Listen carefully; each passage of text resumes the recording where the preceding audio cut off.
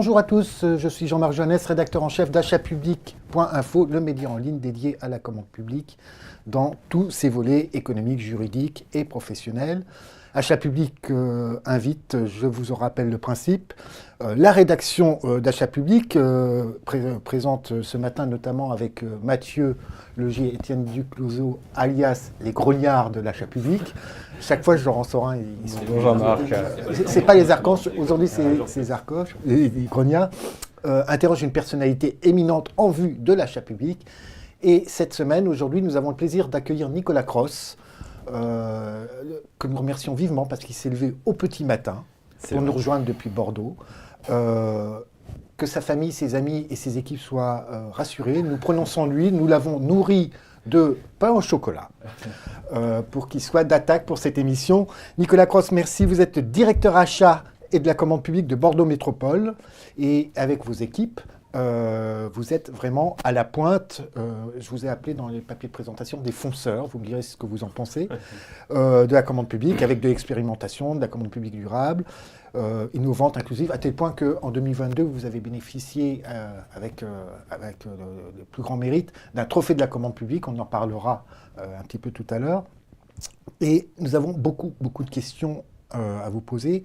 Et la première, fidèle à l'adage « Mais d'où me parles-tu ? Qui es-tu pour me parler ?» Parlez-nous, si vous le voulez bien, du modèle qui est en vigueur à Bordeaux et Bordeaux Métropole, avec de la mutualisation à la carte. De quoi s'agit-il et comment ça fonctionne ? Alors en effet, on a depuis 2016 une mutualisation dite à la carte à Bordeaux, donc je ne sais pas si d'autres communes ou d'autres intercommunalités ont le même mode de fonctionnement, mais le principe est un choix laissé aux communes membres de la métropole de décider chaque année de mutualiser tout ou partie de leurs activités. Donc d'où le label mutualisation à la carte. Et donc ça permet chaque année de faire évoluer le périmètre de mutualisation qui implique un transfert de personnel de la commune vers la métropole, qui implique aussi l'établissement d'une convention d'engagement que la métropole signe avec la commune pour bien acter le périmètre de mutualisation, les moyens humains transférés et finalement, quelque part, le niveau de service attendu dans le cadre de cette mutualisation. Donc depuis 2016, sur 28 communes, on est à peu près maintenant à 22 communes qui ont mutualisé une partie de leur activité et 12 en matière de commande publique. Donc au final, maintenant on a un petit peu évolué, on est plus passé du menu à la carte, parce que ça devient, ça peut être un peu compliqué de tous les ans mutualiser une partie d'une composante d'une commune, donc c'est par moments un petit peu schizophrénique, mais du coup maintenant on se dit que si par exemple le numérique n'est pas mutualisé d'emblée, ça devient compliqué de pouvoir gérer après tous les outils que ça draine sur les autres activités, sur l'urbanisme, les finances, la commande publique ou autre. Mais c'est vrai que c'est un dispositif qui finalement aujourd'hui, alors ça a été un petit peu rude au démarrage, mais qui fonctionne plutôt bien. Et du coup, pour revenir sur la partie commande publique, ça nous permet pour les 12 communes d'avoir les mêmes outils, d'avoir le même profil d'acheteur, les mêmes logiciels, et puis d'essayer d'avoir une approche un peu homogène vis-à-vis des opérateurs économiques du territoire sur les clauses, les modes de faire, le mode de fonctionnement commande publique de manière générale. Ouais. Donc, c'est pas à la portée de tout le monde non plus. Alors c'est déjà un choix politique qui est fort, hein, donc ça c'est pas ça à mettre en place, ça implique quand même un suivi et une comitologie un peu particulière. Et ce qui est très long finalement, c'est d'arriver à fixer les objectifs attendus de la part de la commune et de la métropole via les transferts de moyens. Puis il y a quand même des enjeux financiers qui vont derrière. Arriver à fixer des objectifs qui soient réalistes pour la métropole qui va exécuter les prestations pour le compte de la commune. Et puis finalement, les agents ont plusieurs casquettes, donc ce sont des agents métropolitains, mais ils sont passés sous l'autorité fonctionnelle du maire de la commune concernée, et donc on peut, donc même si la réglementation commande publique est la même, les us et coutumes de chaque commune sont peut-être pas forcément toujours les mêmes, donc ça nécessite une certaine adaptation un peu permanente pour les agents. Mutualisation ne signifie pas forcément harmonisation.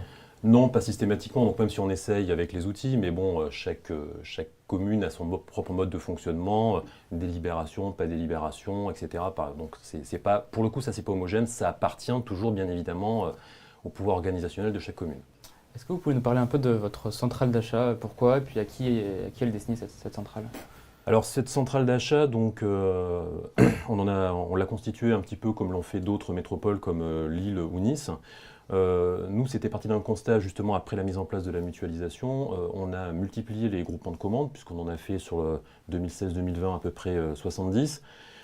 Donc on a bien appréhendé la lourdeur du dispositif avec les délibérations systématiques, le fait que ce soit aussi un système fermé, puisque une fois que le groupement de commandes est constitué, on ne peut pas intégrer, en tout cas tant que le marché est en cours, de nouveaux adhérents. Donc ça, c'était aussi un petit peu frustrant. Donc par rapport à ces difficultés, si je puis dire, on est parti du principe que c'était préférable de créer une centrale d'achat pour s'épargner cette lourdeur administrative, puisqu'on adhère une seule fois, on peut intégrer quand on veut, donc au rythme finalement de la fin des marchés propres à chaque commune. Et pour nous, ça avait du sens, toujours dans cet esprit de mutualisation, d'offrir cette force de frappe, si je puis dire, métropolitaine par rapport aux moyens humains et à l'expertise qu'on peut avoir, par rapport à certaines communes qui ont peut-être moins d'effectifs sur ce sujet.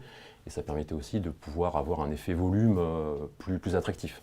Et cette centrale d'achat, elle est ouverte uniquement aux communes membres ou est-ce que des sociétés publiques locales peuvent y adhérer, des établissements publics? Alors non, dans l'état actuel du droit, ce ne sont que les communes adhérentes, enfin les communes de la métropole, plus des satellites de la métropole. Donc on a notamment la régie de l'eau et puis une régie de gestion des parkings qui sont adhérents de la centrale d'achat. Donc là aujourd'hui, c'est limité aux achats de compétences métropolitaines. Donc on ne peut pas acheter via la centrale d'achat des besoins de compétences strictement communales, où là on reste sur un principe de groupement de commandes.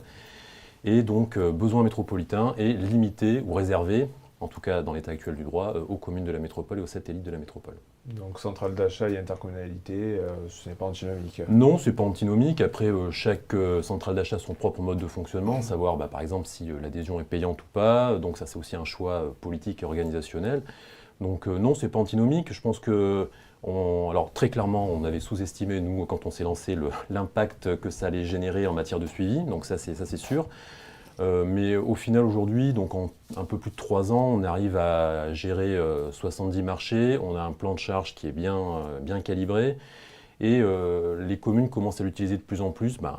Elles l'utilisent au fur et à mesure de la fin de leur propre marché qui est actif jusqu'à présent, et donc on est à plus de 21 millions de dépenses en 3 ans sur ces marchés de la centrale d'achat. Donc on est essentiellement sur de la fourniture et du service, on a essayé sur des travaux et de la maîtrise d'œuvre, mais à gérer en centrale d'achat, c'est pas forcément évident, donc voilà. Mais on a plein de beaux projets, c'est vraiment un chouette dispositif et ça nous permet aussi d'être plus dans le pilotage qu'on l'était dans le cadre des groupements de commandes. Et sur les marchés qui sont lancés, est-ce que vous vous occupez simplement que de la passation ou est-ce que vous vous occupez aussi de l'exécution ou ça dépend? Alors on fait la passation donc en lien avec les services prescripteurs, mais donc en essayant de récupérer les besoins de la part des adhérents selon leurs souhaits, s'ils en ont. Et après on suit. Alors l'exécution technique et financière, on n'intervient pas. Par contre, on va superviser, vérifier par exemple tout ce qui va être les modalités de révision des prix, puisque ça reste un marché Bordeaux Métropole centrale d'achat qu'on met à disposition dans une certaine mesure. Donc on vérifie ces éléments et on les met à disposition sur un SharePoint dédié. Pareil, on passe des avenants pour le compte de tout le monde et on communique beaucoup sur ces éléments. Et par contre, après, on essaie de piloter avec les titulaires de contrat des éléments statistiques aussi. Et notre objectif après, c'est de travailler sur les clauses de progrès. Mais en tout cas, ça nous permet de vérifier et via nos adhérents et via nos titulaires de contrat comment se passe le pilotage en exécution, de permettre de sortir aussi des éléments d'amélioration lors de renouvellement de contrat. Il y a quelques minutes, vous nous parliez d'une difficulté pour les agents mutualisés des services de commande publique de s'adapter aux us et coutumes de l'élu ou des services prescripteurs. Ce qui m'amène à cette pertinente question. Dans la nouvelle commande publique, celle qui est sociale, environnementale, sociétale, etc., est-ce qu'elle dépend toujours d'une impulsion politique ? Alors l'impulsion politique est quand même très importante, mais je pense que maintenant la commande publique est vraiment vue par les élus comme un outil de politique publique et pas comme une simple matière juridique, si je peux dire ça comme ça. Donc le rôle de l'élu est déterminant. Moi je considère, dans le monde idéal, on a la chance d'avoir ça chez nous, mais ce qui est important c'est d'avoir un élu commande publique qui porte. Et très longtemps le rôle de l'élu commande publique a été un peu réduit, si je peux dire, au rôle de présidente ou président d'une commission d'appel d'offres, ce qui est important, mais ce qui est un petit peu réducteur finalement, parce que la commission d'appel d'offres, c'est l'aboutissement d'une procédure. Donc il y a quand même tout l'amont qui est extrêmement structurant. Donc c'est important d'avoir un élu qui ne soit pas que présidente ou président de CAO et qui soit là pour impulser une dynamique aussi. Donc ça, c'est un élément qui est important. Après, au-delà de ça, je pense que l'acheteur public ou les acheteurs publics au sens large du terme ont un vrai rôle à jouer pour promouvoir la commande publique, pour en faire pour la rendre attractive quelque part et casser un peu l'image vis-à-vis des opérationnels, vis-à-vis des élus et vis-à-vis des entreprises comme quelque chose de compliqué, de frein à la réactivité et de l'avancée des projets. Donc là, pour ça, on a la chance au sein de Bordeaux Métropole et de l'équipe achat et commande publique d'avoir une chargée de communication propre à la commande publique qui nous permet du coup de garder le lien avec tous les agents autrement que par le simple prisme de la gestion des dossiers au quotidien. Puisque c'est important bien évidemment, mais c'est un peu réducteur finalement et c'est important de pouvoir présenter toute la palette d'outils qu'offre le Code de la commande publique. Donc c'est pour ça qu'on a cet outil de communication avec notre chargé de communication qui permet d'alimenter au fur et à mesure par des outils qu'on essaie le plus pédagogique possible. Donc on n'est pas sur du legal design, mais on essaie en tout cas de le rendre un peu attractif. On anime un réseau métier aussi, donc, puisque finalement avec tous les agents qui pratiquent de la commande publique de près ou de loin avec cette mutualisation à la carte, ça fait plusieurs centaines de personnes.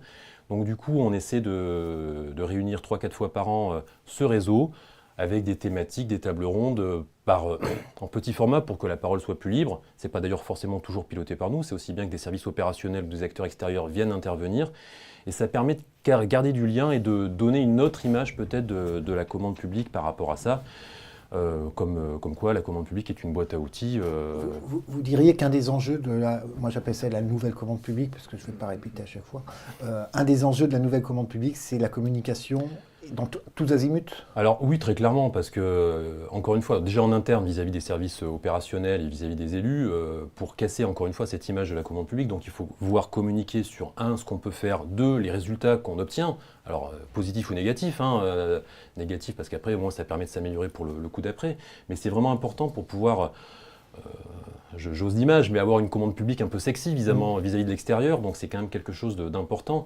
Et vraiment, déjà en interne, même y compris les services opérationnels, je pense qu'on ne peut plus avoir une approche comme, c'est encore malheureusement beaucoup le cas, mais non, tu peux pas, c'est pas possible, non, le code de la commande publique le permet pas. Donc alors, le code de la commande publique ne permet pas de faire plein de choses, mais il permet aussi d'en faire plein aussi par ailleurs par rapport à des stratégies qui peuvent se réfléchir en amont.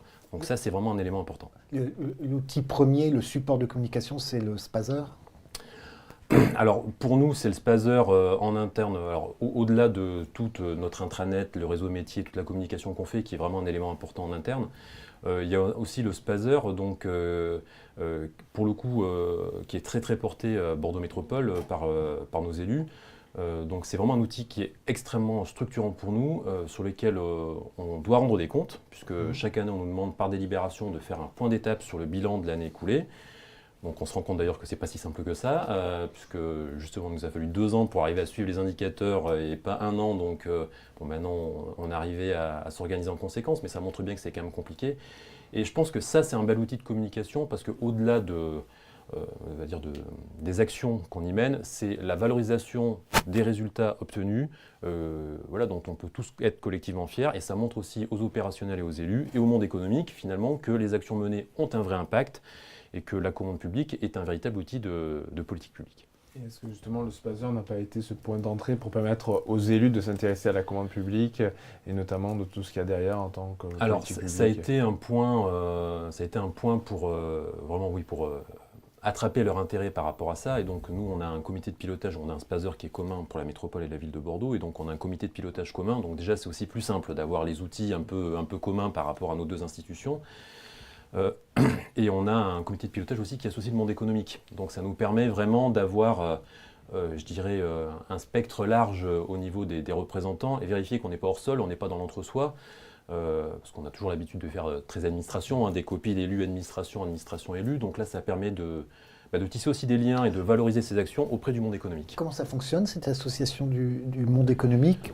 Il est associé au comité de suivi, voire oui, à l'élaboration? Alors, il a été associé à l'élaboration et puis à un comité de pilotage. On a 2-3 comités de pilotage par an, donc qui sont des points d'étape d'avancement. Et puis, on a, au-delà des élus de l'administration, on a un partenariat avec la Chambre de commerce et d'industrie, la Chambre de métiers et d'artisanat, la CRES, et pour l'économie sociale et solidaire, et French Tech Bordeaux. Donc ça nous permet, donc ils ont contribué à l'élaboration de notre nouveau spazer, notre deuxième spazer en amont, déterminer aussi avec nous les indicateurs, et après ça nous permet aussi d'animer des actions avec eux. On fait beaucoup de choses avec nos partenaires par rapport à ça, donc ça nous permet aussi de communiquer plus efficacement aussi par leur prisme que si on le faisait à notre niveau simplement. Sur un autre sujet, on sait qu'à Bordeaux, vous êtes assez friand d'achats innovants, on va dire. Et vous avez notamment remporté un trophée de la commande publique en 2022 avec un montage de recherche et développement pour l'acquisition de masques biosourcés et biodégradables. Donc comment est-ce qu'on peut mettre en œuvre un véritable achat innovant et vous, comment est-ce que vous faites ? Nous, dès le début de l'expérimentation avec le fameux décret de Noël, donc, on a vu tout l'intérêt du dispositif. Parce que, déjà, c'est une première en Europe, il n'y a qu'en France où on a ce dispositif-là, au-delà des partenariats d'innovation et des clauses un peu standards, si je puis dire, sur l'innovation. Donc ça, c'est vraiment un bel outil. Et puis, on a surtout une conception large de l'innovation, ce qui nous permet quand même de faire plein de choses. Donc ça, c'est vraiment, on y a vu l'intérêt de suite et on a pu, ce qui est important, c'est de le faire connaître. Donc on a passé pas mal de temps à le faire connaître aussi en interne auprès de nos collègues opérationnels. Et après, on a capitalisé, on revient sur la communication, on a capitalisé sur les premiers succès pour montrer que ça marchait bien. Le fait aussi qu'on ait notamment French Tech Bordeaux dans notre comité de pilotage, ça a facilité. Donc on a fait une présentation de ce dispositif aux adhérents de French Tech. Et puis c'est vrai que le trophée de la commande publique a aussi permis d'être une vitrine en quelque sorte des résultats bénéfiques qu'on pouvait obtenir avec ce prisme de l'achat innovant. Vous êtes à combien de marchés innovants aujourd'hui, on en a à peu près une quarantaine, ouais. Donc une quarantaine d'achats innovants. Donc, alors c'est vrai qu'on peut considérer que c'est beaucoup, mais comparativement, si on le ramène au nombre de marchés qu'on passe tous les ans à l'échelle de la métropole ou de la ville de Bordeaux, ça fait même pas 1%.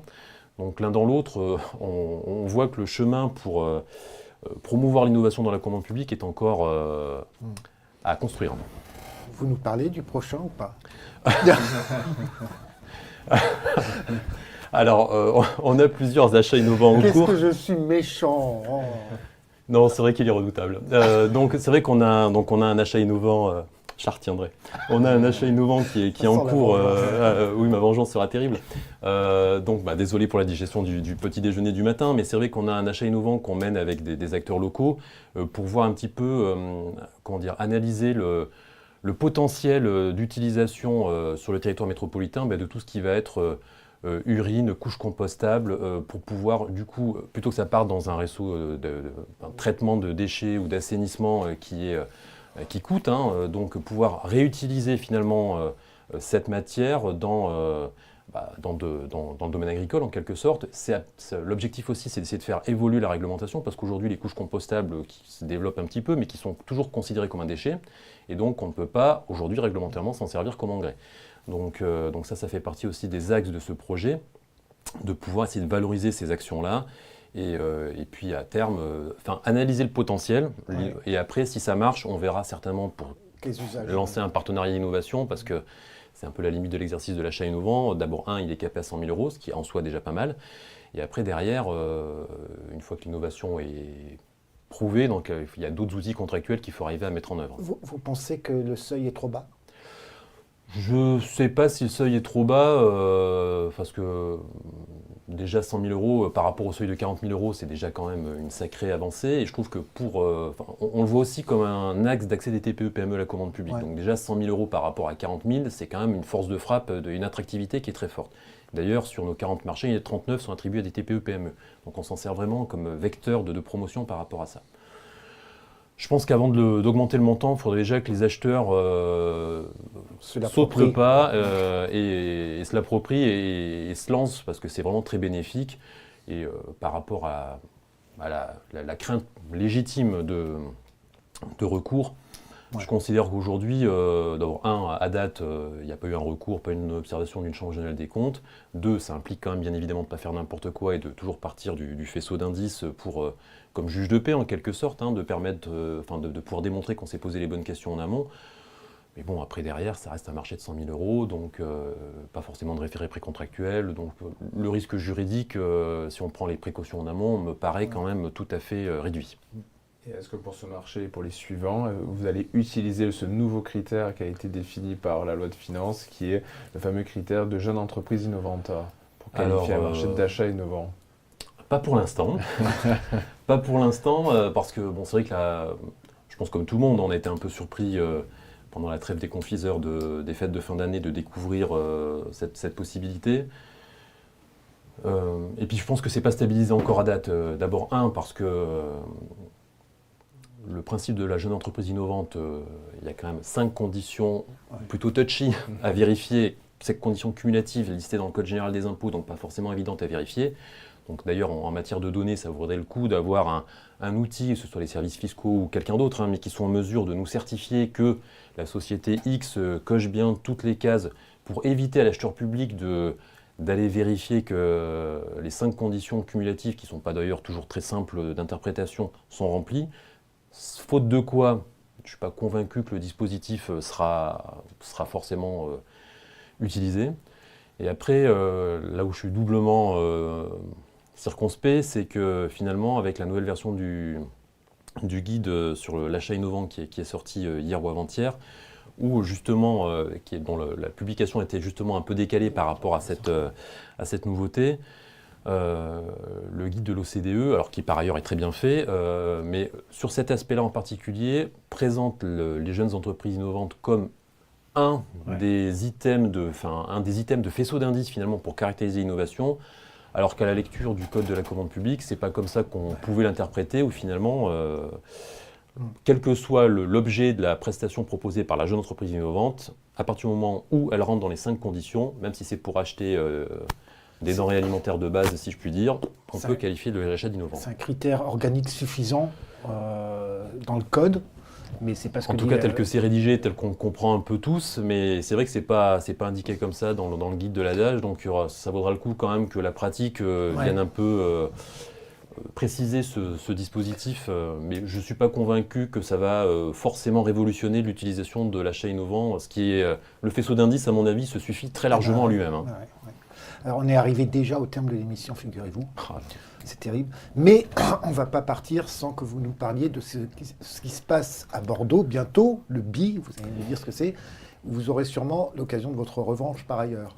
Oui, la vengeance est un plat qui se mange froid. Donc oui, c'est aussi pour moi l'occasion de présenter le colloque BI, donc Bordeaux Échange Européen. C'est un colloque qu'on mène en partenariat, donc Bordeaux Métropole, la ville de Bordeaux et l'UGAP. C'est sa 2e édition. Après la première édition en 2022. Donc l'objectif de ce colloque, c'est d'essayer de promouvoir l'évolution de la commande publique quelque part. Alors d'une part, il y a une ambition un peu européenne sur le dispositif, puisqu'on travaille beaucoup avec la Commission européenne là-dessus. Il y aura des représentants de la Commission européenne. Mais pour pouvoir voir un petit peu comment la commande publique, dans sa composante développement durable, est appliquée dans certains pays de l'Union européenne, parce que même si on a, nous, la chance d'avoir l'achat innovant à 100 000 €, c'est intéressant de voir ce que font les autres pays de l'Union européenne sur ces aspects de développement durable. Donc on va beaucoup parler ESS, on va beaucoup parler commande publique, numérique responsable, avec différents intervenants. Et donc l'objectif, c'est d'essayer à notre niveau, via ces groupes de réflexion, d'essayer de faire connaître tout ce qui se fait partout en Europe et d'essayer idéalement de faire évoluer, donner des pistes en tout cas pour faire évoluer la réglementation dans un objectif plus performant en matière de développement durable. En présentiel et en visio. En présentiel et en visio. Donc, et je n'ai plus la date en tête, mais vous l'avez en tête. Alors c'est le 27 juin à Bordeaux, donc en présentiel et ou en visio. Donc vous pouvez déjà aller sur le site internet qui apparaît. Donc le programme n'est pas complètement encore stabilisé, mais vous pourrez vous inscrire pour y participer et on sera ravis de pouvoir vous compter parmi les participants, voire même les animateurs, le cas échéant. Sa revanche va être terrible, je sens que ça va être terrible. Merci beaucoup Nicolas Cros. Merci à vous. Je ne vous en veux pas par avance de votre revanche. Merci Nicolas, merci Mathieu et Étienne, pardon. Un petit message personnel pour Lucie qui s'occupe de tout pour chez nous, donc voilà, ça c'est fait. Quant à vous, je vous remercie de votre attention. Je vous donne rendez-vous le mois prochain pour un prochain achat public invite. Et d'ici là, je vous souhaite de très très beaux achats publics. Merci beaucoup, au revoir.